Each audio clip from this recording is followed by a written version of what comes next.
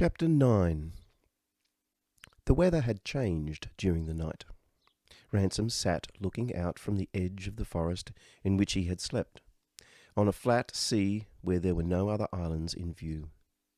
He had waked a few minutes before and found himself lying alone in a close thicket of stems that were rather reed-like in character, but stout as those of birch trees, and which carried an almost flat roof of thick foliage. From this there hung fruits as smooth and bright and round as holly berries, some of which he ate. Then he found his way to open country near the skirts of the island and looked about him. Neither Weston nor the lady was in sight, and he began walking in a leisurely fashion beside the sea. His bare feet sank a little into the carpet of saffron-coloured vegetation, which covered them with an aromatic dust.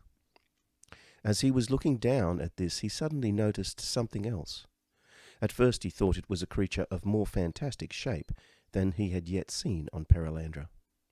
Its shape was not only fantastic, but hideous. Then he dropped on one knee to examine it. Finally he touched it, with reluctance. A moment later he drew back his hand like a man who had touched a snake. It was a damaged animal. It was, or it had been, one of the bright-coloured frogs. But some accident had happened to it. The whole back had been ripped open in a sort of V-shaped gash, the point of the V a little behind the head. Something had torn a widening wound backward, as we do in opening an envelope, along the trunk, and pulled it out so far behind the animal that the hoppers or hind legs had been almost torn off with it. They were so damaged that the frog could not leap. On earth it would have been merely a nasty sight, but up to this moment Ransom had as yet seen nothing dead or spoiled in Perelandra, and it was like a blow in the face. It was like the first spasm of well-remembered pain, warning a man who had thought he was cured, that his family have deceived him, and he is dying after all. It was like the first lie from the mouth of a friend on whose truth one was willing to stake 1,000 pounds. It was irrevocable.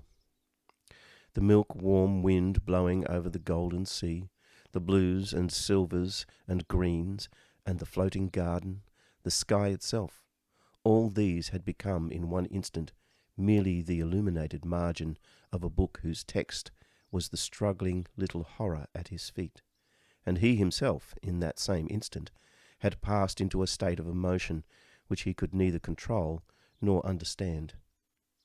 He told himself that a creature of that kind probably had very little sensation. But it did not much mend matters. It was not merely pity for pain that had suddenly changed the rhythm of his heartbeats. The thing was an intolerable obscenity, which afflicted him with shame. It would have been better, or so he thought at the moment, for the whole universe never to have existed than for this one thing to have happened. Then he decided, in spite of his theoretical belief that it was an organism too low for much pain, that it had better be killed. He had neither boots, nor stone, nor stick. The frog proved remarkably hard to kill. When it was far too late to desist, he saw clearly that he had been a fool to make the attempt.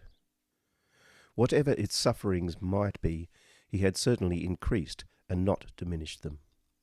But he had to go through with it.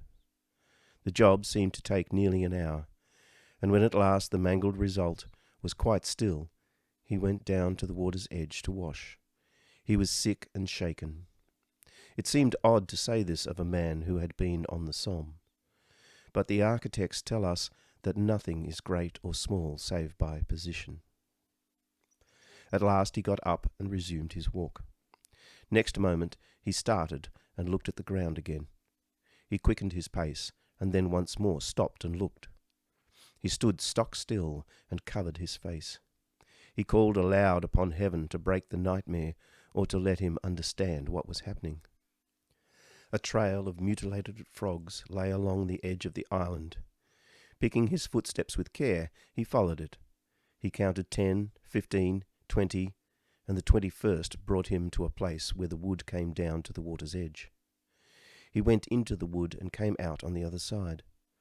There he stopped dead and stared.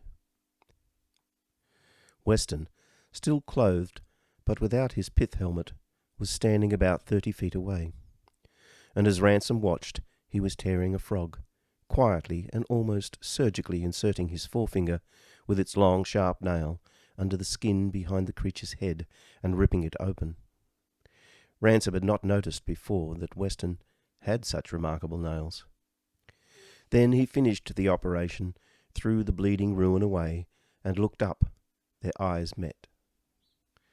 If Ransom said nothing, it was because he could not speak.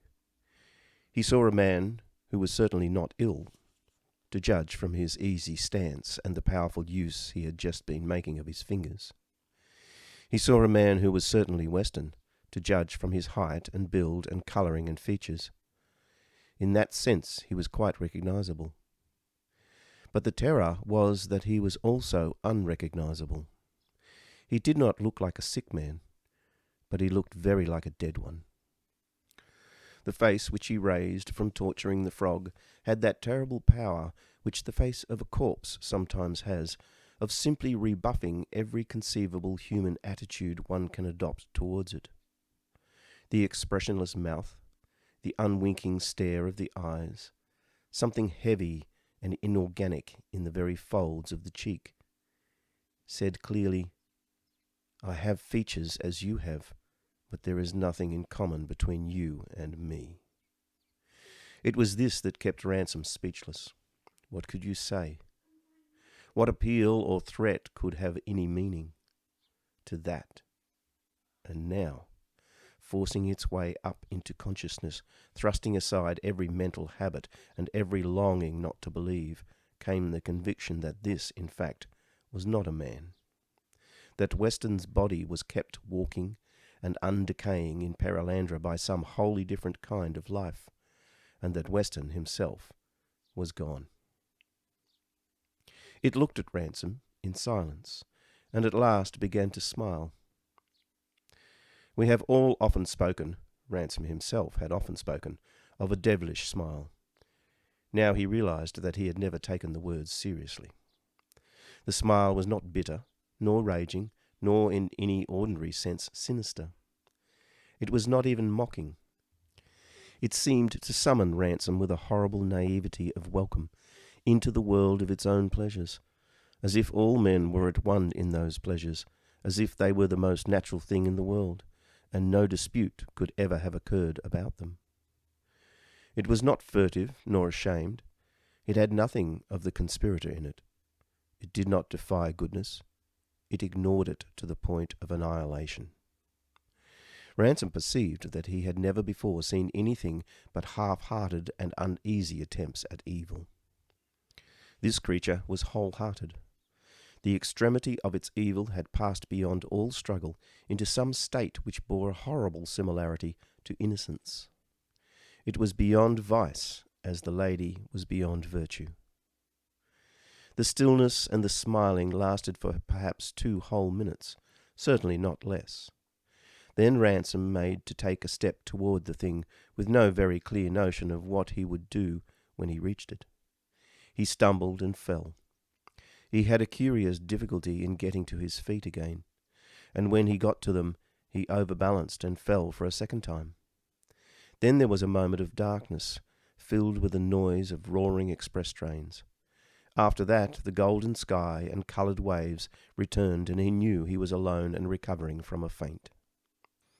As he lay there, still unable and perhaps unwilling to rise, it came into his mind that in certain old philosophers and poets he had read that the mere sight of the devils was one of the greatest among the torments of hell. It had seemed to him till now merely a quaint fancy, and yet, as he now saw, even the children know better. No child would have any difficulty in understanding that there might be a face, the mere beholding of which was final calamity. The children, the poets, and the philosophers were right. As there is one face above all worlds merely to see, which is irrevocable joy, so at the bottom of all worlds that face is waiting, whose sight alone is the misery from which none who beholds it can recover. And though there seemed to be, and indeed were, 1,000 roads by which a man could walk through the world, there was not a single one which did not lead, sooner or later, either to the beatific or the miserific vision. He himself had, of course, seen only a mask or faint adumbration of it. Even so, he was not quite sure that he would live. When he was able, he got up and set out to search for the thing. He must either try to prevent it from meeting the lady, or at least be present when they met. What he could do, he did not know, but it was clear beyond all evasion that this was what he had been sent for. Weston's body, travelling in a spaceship, had been the bridge by which something else had invaded Perelandra. Whether that supreme and original evil whom in Mars they called the Bent One, or one of his lesser followers, made no difference. Ransom was all gooseflesh, and his knees kept getting in each other's way. It surprised him that he could experience so extreme a terror and yet be walking and thinking, as men in war or sickness are surprised to find how much can be borne. It will drive us mad. It will kill us outright, we say, and then it happens, and we find ourselves neither mad nor dead, still held to the task. The weather changed. The plain on which he was walking swelled to a wave of land. The sky grew paler. It was soon rather primrose than gold. The sea drew darker, almost the colour of bronze. Soon the island was climbing considerable hills of water. Once or twice he had to sit down and rest. After several hours, for his progress was very slow, he suddenly saw 2 human figures on what was for the moment a skyline. Next moment they were out of sight as the country heaved up between them and him. It took about half an hour to reach them. Weston's body was standing, swaying and balancing itself to meet each change of the ground in a manner of which the real Weston would have been incapable.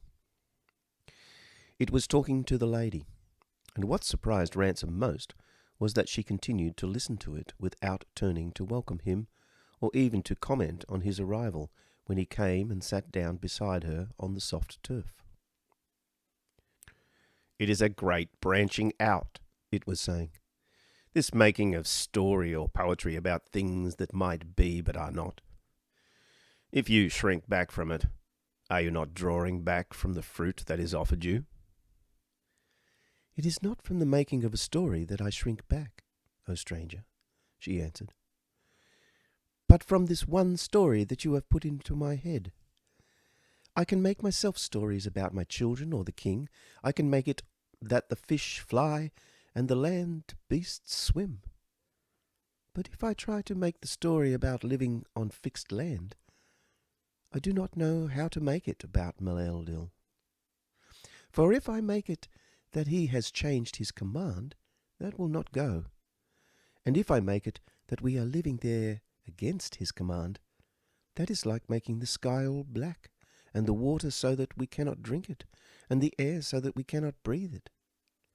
But also, I do not see what is the pleasure of trying to make these things." "To make you wiser, older," said Weston's body. "Do you know for certain that it will do that?" she asked. "Yes, for certain," it replied. "That is how the women of my world have become so great and so beautiful." "Do not listen to him," broke in Ransom. "Send him away. Do not hear what he says. Do not think of it." She turned to Ransom for the first time.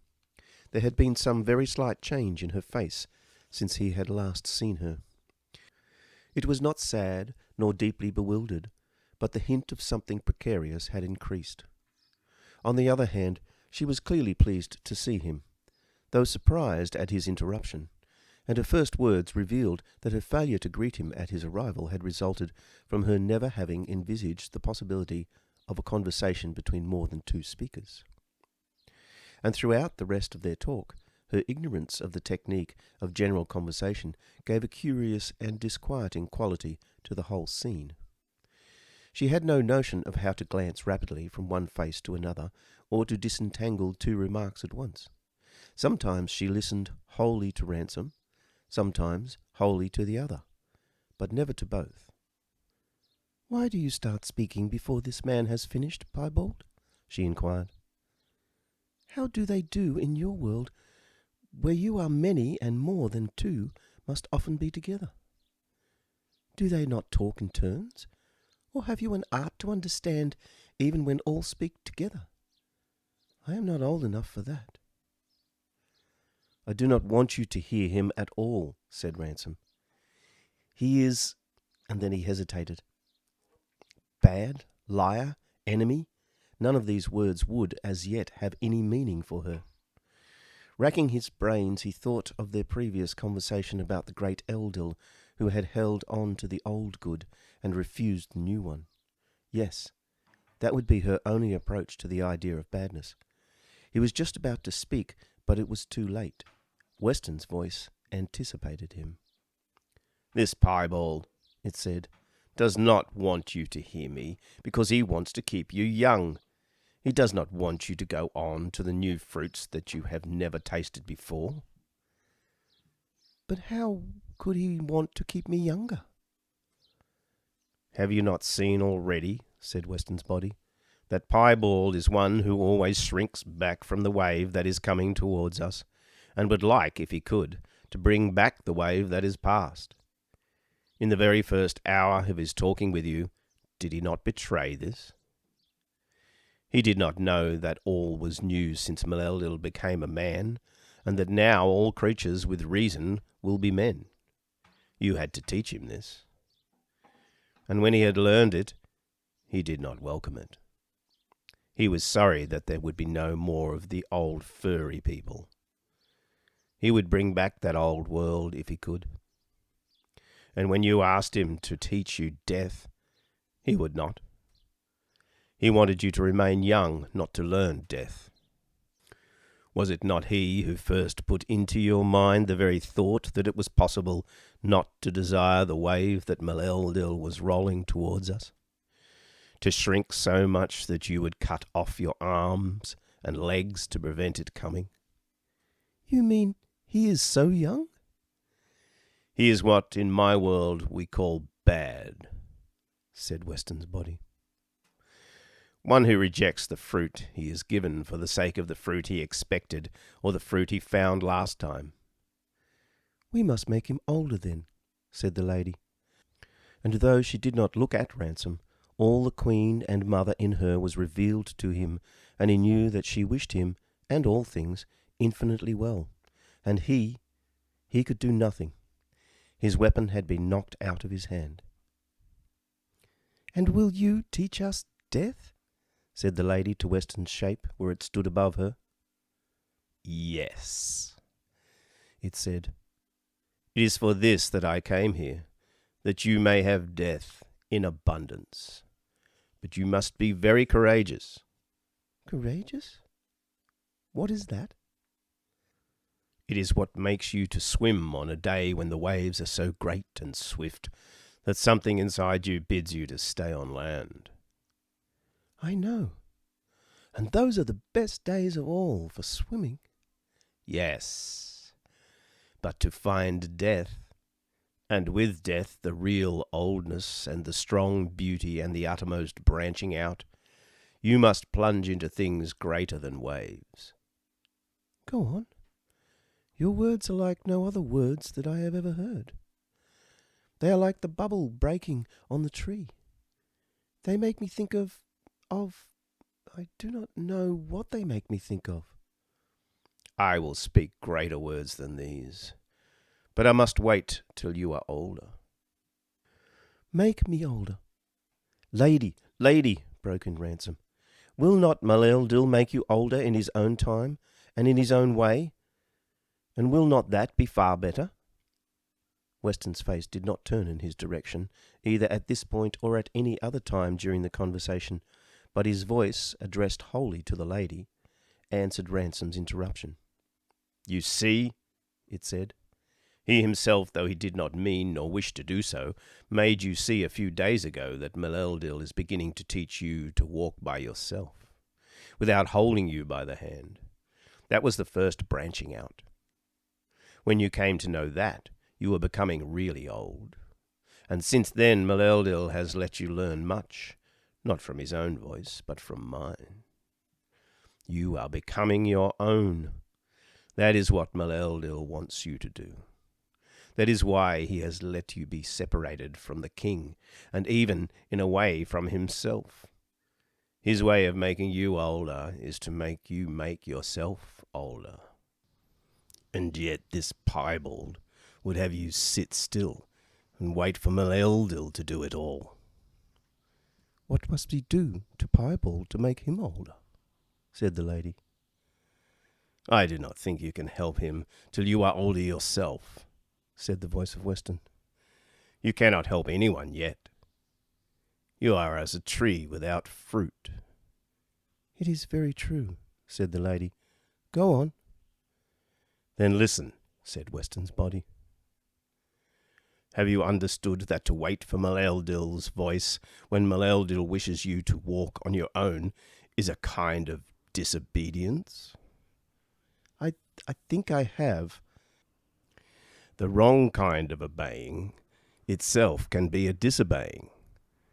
The lady thought for a few moments, and then clapped her hands. I see, she said. I see. Oh, how old you make me. Before now I have chased a beast for mirth, and it has understood and run away from me. If it had stood still and let me catch it, that would have been a sort of obeying, but not the best sort.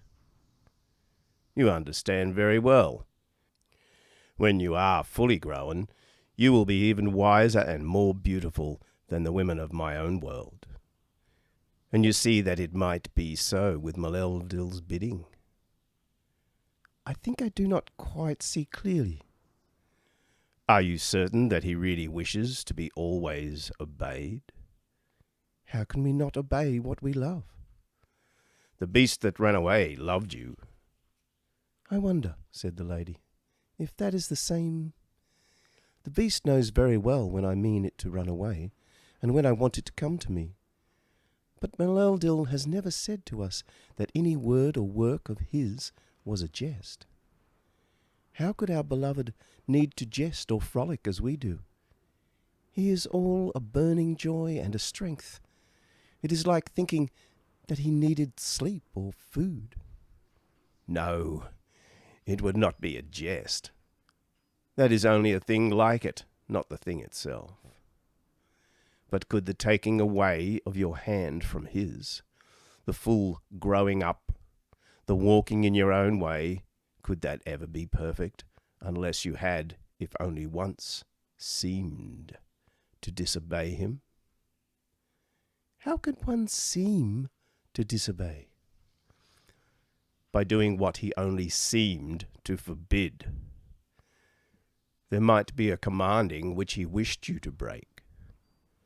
But if he told us we were to break it, then it would be no command. And if he did not, how should we know? How wise you are growing, beautiful one, said Weston's mouth. No, if he told you to break what he commanded, it would be no true command, as you have seen. For you are right, he makes no jests. A real disobeying, a real branching out, this is what he secretly longs for. Secretly, because to tell you would spoil all. I begin to wonder, said the lady after a pause, whether you are so much older than I. Surely what you are saying is like fruit with no taste. How can I step out of his will save into something that cannot be wished? Shall I start trying not to love him, or the king, or the beasts? It would be like trying to walk on water, or swim through islands. Shall I try not to sleep, or to drink, or to laugh? I thought your words had a meaning, but now it seems they have none. To walk out of his will is to walk into nowhere. That is true of all his commands, except one. But can that one be different? Nay, you see of yourself that it is different. These other commands of his, to love, to sleep, to fill this world with your children, you see for yourself that they are good, and they are the same in all worlds. But the command against living on the fixed island is not so. You have already learned that he gave no such command to my world, and you cannot see where the goodness of it is. No wonder. If it were really good, must he not have commanded it to all worlds alike? For how could Perelandra not command what is good? There is no good in it. Perelandra himself is showing you that, this moment, through your own reason. It is mere command. It is forbidding for the mere sake of forbidding. But why? In order that you may break it. What other reason can there be? It is not good.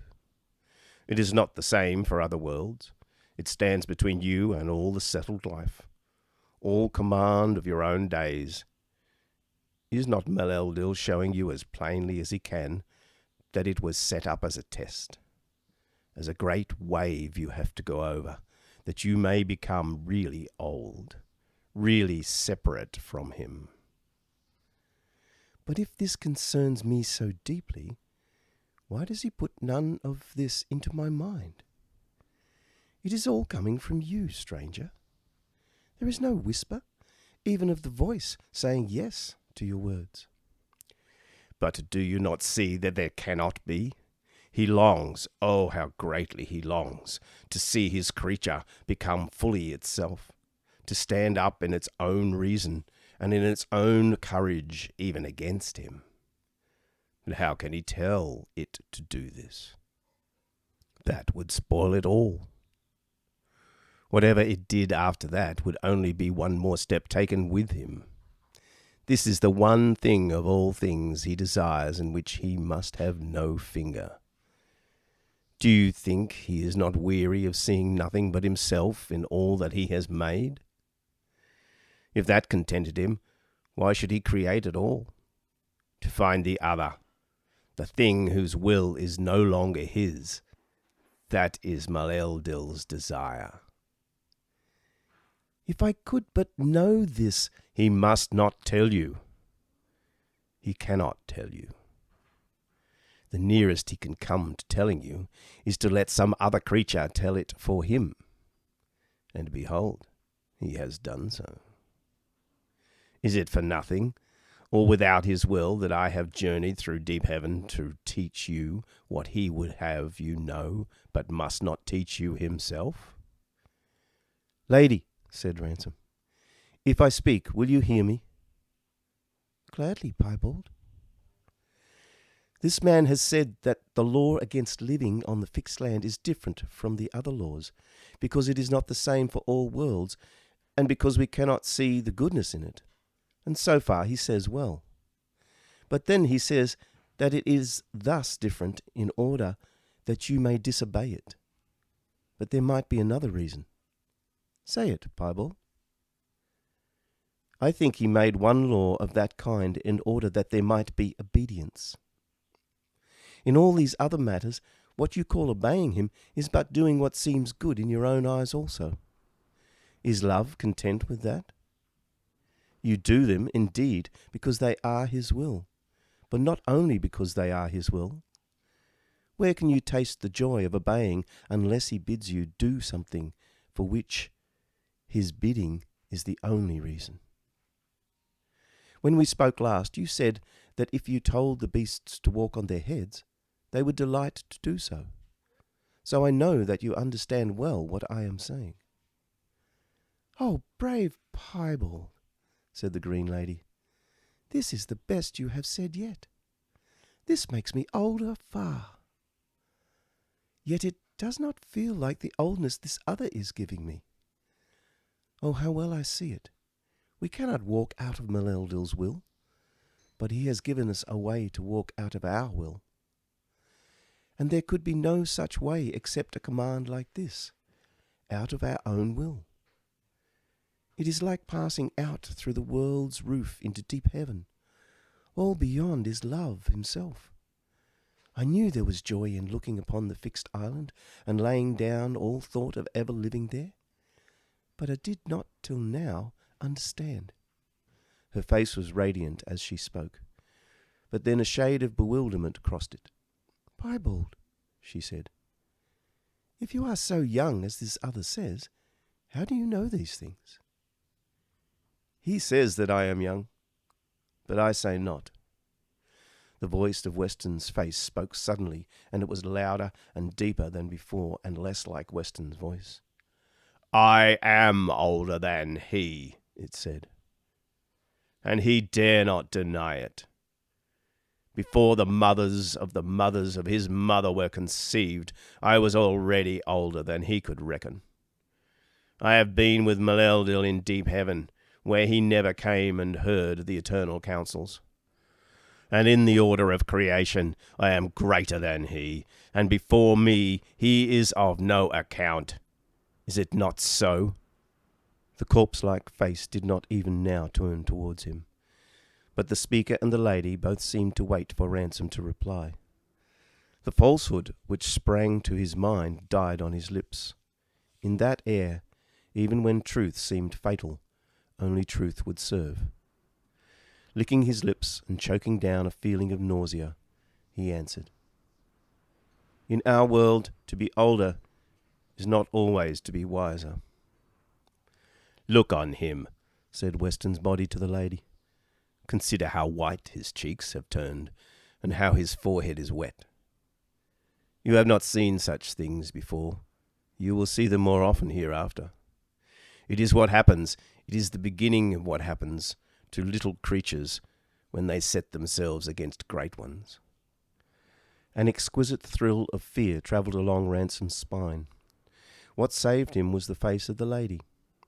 Untouched by the evil so close to her, removed as it were 10 years' journey deep within the region of her own innocence, and by that innocence at once so protected and so endangered, she looked up at the standing death above her, puzzled indeed, but not beyond the bounds of cheerful curiosity, and said, But he was right, stranger, about this forbidding. It is you who need to be made older. Can you not see? I have always seen the whole, whereof he sees but half. It is most true that Perelandra has given you a way of walking out of your own will, but out of your deepest will. And what is that? Your deepest will, at present, is to obey him. To be always as you are now, only his beast, or his very young child. The way out of that is hard.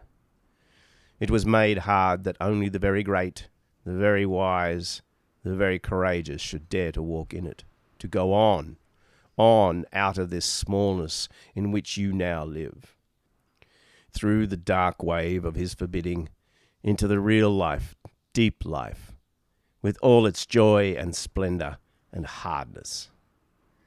Listen, lady, said Ransom. There is something he is not telling you. All this that we are now talking has been talked before. The thing he wants you to try has been tried before. Long ago, when our world began, there was only one man and one woman in it, as you and the king are in this. And there once before he stood, as he stands now, talking to the woman. He had found her alone, as he has found you alone. And she listened, and did the thing Perelandra had forbidden her to do. But no joy and splendour came of it. What came of it I cannot tell you, because you have no image of it in your mind. But all love was troubled and made cold, and Perelandra's voice became hard to hear, so that wisdom grew little among them. And the woman was against the man, and the mother against the child. And when they looked to eat, there was no fruit on their trees, and hunting for food took all their time, so that their life became narrower, not wider. He has hidden the half of what happened, said Weston's corpse-like voice. Hardness came out of it, but also splendour. They made with their own hands mountains higher than your fixed island. They made for themselves floating islands greater than yours, which they could move at will through the ocean faster than any bird can fly. Because there was not always food enough, a woman could give the only fruit to her child or her husband and eat death instead. Could give them all, as you in your little narrow life of playing and kissing and riding fishes have never done, nor shall do till you break the commandment. Because knowledge was harder to find. Those few who found it became beautiful and excelled their fellows as you excel the beasts, and thousands were striving for their love. "I think I will go to sleep now," said the lady quite suddenly. Up to this point she had been listening to Weston's body with open mouth and wide eyes. But as he spoke of the woman with the thousands of lovers, she yawned, with the unconcealed and unpremeditated yawn of a young cat. "Not yet," said the other. "There is more. He has not told you that it was this breaking of the commandment which brought Meneldil to our world, and because of which he was made man. He dare not deny it." "Do you say this, Piebald?" asked the lady. Ransom was sitting with his fingers locked so tightly that his knuckles were white. The unfairness of it all was wounding him like barbed wire. Unfair! Unfair! How could Meneldil expect him to fight against this, to fight with every weapon taken from him, forbidden to lie and yet brought to places where truth seemed fatal? It was unfair. A sudden impulse of hot rebellion arose in him.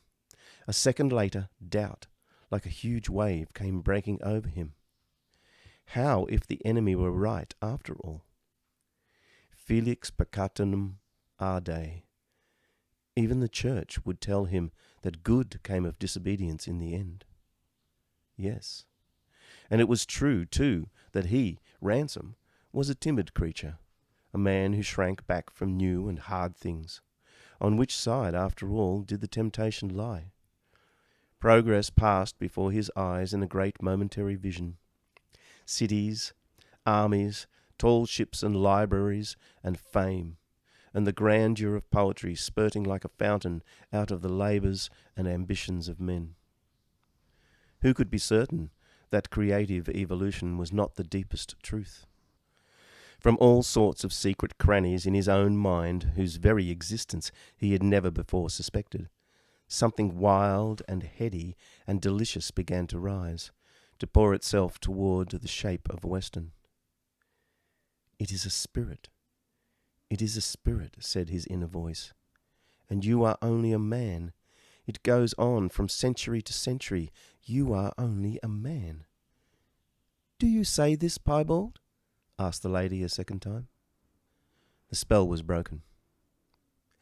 "I will tell you what I say," answered Ransom, jumping to his feet. "Of course good came of it. Is Meneldil a beast that we can stop his path, or a leaf that we can twist his shape? Whatever you do, he will make good of it. But not the good he had prepared for you if you had obeyed him. That is lost forever. The first king and the first mother of our world did the forbidden thing, and he brought good of it in the end. But what they did was not good, and what they lost we have not seen. And there were some to whom no good came, nor ever will come." He turned to the body of Weston. "You," he said, "tell her all. What good came to you? Do you rejoice that Meneldil became a man? Tell her of your joys, and of what profit you had when you made Meneldil and death acquainted."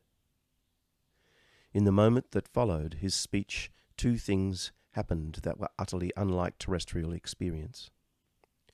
The body that had been Weston's threw up its head and opened its mouth and gave a long, melancholy howl like a dog. And the lady lay down, wholly unconcerned, and closed her eyes and was instantly asleep. And while these two things were happening, The piece of ground on which the two men stood and the woman lay was rushing down a great hillside of water. Ransom kept his eyes fixed upon the enemy, but it took no notice of him.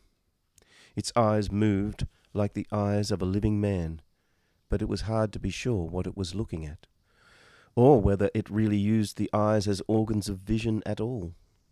One got the impression of a force that cleverly kept the pupils of those eyes fixed in a suitable direction, while the mouth talked, but which, for its own purpose, used wholly different modes of perception. The thing sat down close to the lady's head on the far side of her from Ransom, if you could call it sitting down. The body did not reach its squatting position by the normal movements of a man. It was more as if some external force manoeuvred it into the right position and then let it drop. It was impossible to point to any particular motion which was definitely non-human. Ransom had the sense of watching an animation of living motions which had been very well studied and was technically correct, but somehow it lacked the master touch. And he was chilled with an inarticulate night nursery horror of the thing he had to deal with, the managed corpse, the bogey, the unman. There was nothing to do but to watch, to sit there for ever if need be, guarding the lady from the unman while their island climbed interminably over the Alps and Andes of burnished water. All three were very still. Beasts and birds came often and looked upon them. Hours later, the unman began to speak.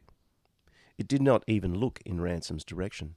Slowly and cumbrously, as if by some machinery that needed oiling, it made its mouth and lips pronounce his name. "Ransom," it said. "Well?" said Ransom. "Nothing," said the unman. He shot an inquisitive glance at it. Was the creature mad? But it looked, as before, dead rather than mad, sitting there with the head bowed and the mouth a little open, and some yellow dust from the moss settled in the creases of its cheeks, and the legs crossed tailor-wise, and the hands, with their long, metallic-looking nails, pressed flat together on the ground before it.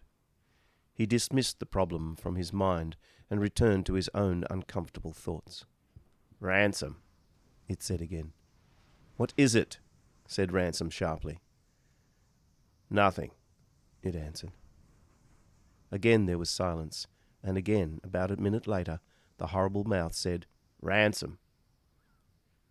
This time he made no reply. Another minute it uttered his name again, and then, like a minute gun, "Ransom, Ransom, Ransom," perhaps 100 times. "What the hell do you want?" he roared at last. "Nothing," said the voice. Next time he determined not to answer, but when it had called on him about 1,000 times, he found himself answering whether he would or no, and nothing came the reply. He taught himself to keep silent in the end. Not that the torture of resisting his impulse to speak was less than the torture of response, but because something with him rose up to combat the tormentor's assurance that he must yield in the end. If the attack had been of some more violent kind, it might have been easier to resist. What chilled and almost cowed him was the union of malice with something nearly childish. For temptation, for blasphemy, for a whole battery of horrors, he was in some sort prepared, but hardly for this petty, indefatigable nagging as of a nasty little boy at a preparatory school. Indeed, no imagined horror could have surpassed the sense which grew within him as the slow hours passed, that this creature was, by all human standards, inside out, its heart on the surface and its shallowness at the heart.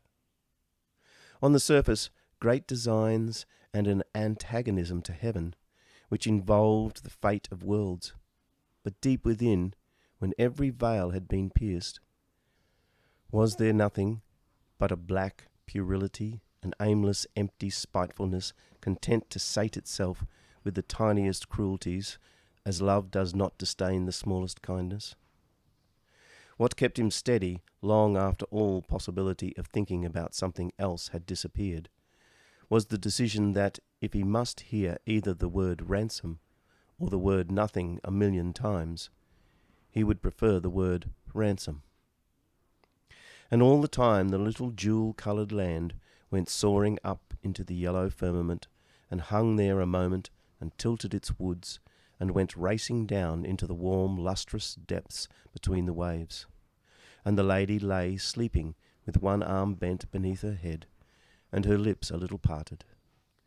Sleeping assuredly, for her eyes were shut and her breathing regular, yet not looking quite like those who sleep in our world, for her face was full of expression and intelligence, and the limbs looked as if they were ready at any moment to leap up.